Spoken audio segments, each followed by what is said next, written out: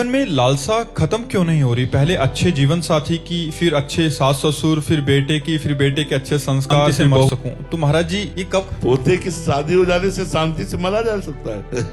नहीं यार, ऐसा नहीं। शांति से तो तब मरा जा सकता है जब पोते की आसक्ति मिट जाए और भगवान में प्रेम हो जाए, तब शांति से मरा जा सकता है। ये लालसाएं कभी पूर्ण नहीं होगी, कभी पूर्ण नहीं।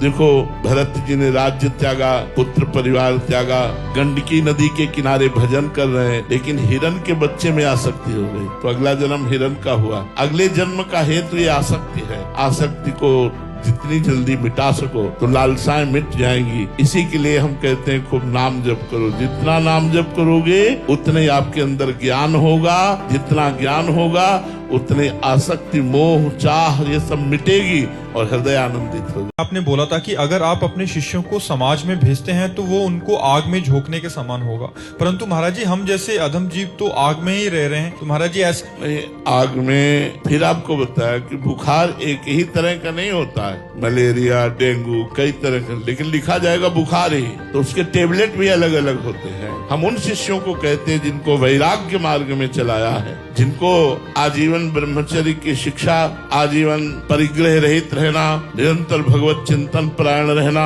किसी से किसी भी तरह का संग न होना, हम इनको किसी भी स्वार्थ की पूर्ति के लिए संसार में नहीं भेज सकते। नहीं, तुम एकांत कुंज का सेवन करो, या जो हमारे साधु समागम में नाम वाणी कीर्तन पाठ हो रहा उसमें बैठो, बस अपने कमरे में एकांत रहो, क्योंकि तुम्हारा जीवन एक अलग जीवन है, समाज का मंगल करने वाला जीवन है। अब गृहस्थ लाखों लोग जुड़े हुए हैं, उनके लिए अलग मार्ग है। ऐसा नहीं कि उनको इसी पद्धति से चलना पड़ेगा, उनके लिए पद्धति अलग है, इनके लिए पद्धति अलग है।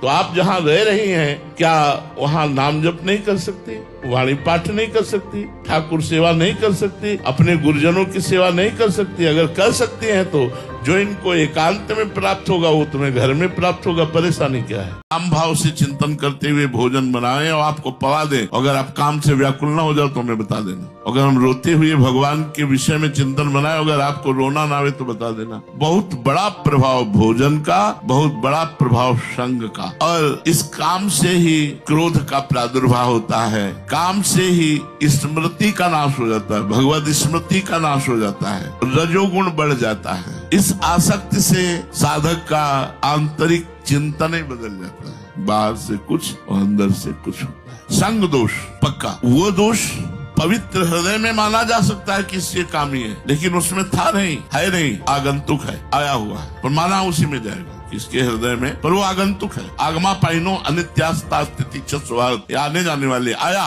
कैसे आया? संग दोष, खान पान। मनुष्य मन से विषयों का चिंतन करता है, विषय चिंतन से विषयों में आसक्ति होती है, और आसक्ति में ही कामवास करता है, और काम से ही मूढ़ता छाती, स्मृति भ्रम होता है, बुद्धि का नाश हो जाता है। इससे ये सिद्ध हुआ कि आप भजन करते हैं पर आपको भगवदानंद का अनुभव नहीं हो रहा, तो आपका चिंतन, आपका संग, आपका भोजन, आपका दर्शन, आपका श्रवण सुरक्षित नहीं है, असुरक्षित है। देख लो कहीं असुरक्षित है। अगर ये असुरक्षित है तो बहुत समय पर तक नियम से भजन करने पर भी भगवदानंद का अनुभव नहीं होगा। नहीं, बिना भजन के भी भगवदानंद का अनुभव हो जाएगा, क्योंकि आप भगवत स्वरूप हैं।